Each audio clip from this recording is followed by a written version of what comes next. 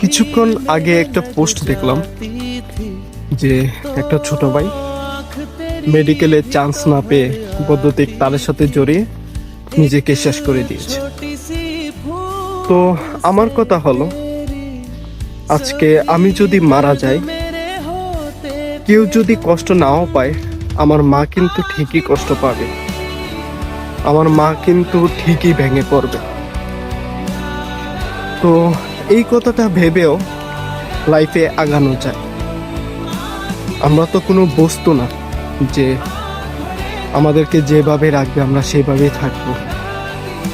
আমরা যেহেতু মানুষ, আমাদের লাইফে অনেক কিছুর সাথে মোকাবেলা করতে হয়, অনেক উথন পতন পার করতে হয়। আজকে আমি পারি নাই, আজকে আমার মেডিকেলে চান্স হয় নাই, আজকে আমার ভার্সিটিতে চান্স হয় নাই, আমি পরের বছর চেষ্টা করে দেখব। তো যারা যাদের মনে এমন চিন্তা ভাবনা আসে, তারা প্লিজ আপনাদের মায়ের কথা একটু ভাববেন। পৃথিবীর যদি কোনো মানুষ যদি কষ্ট না পেয়ে থাকে, আপনার মা কিন্তু ঠিকই কষ্ট পাবে, ঠিকই ভেঙে পড়বে।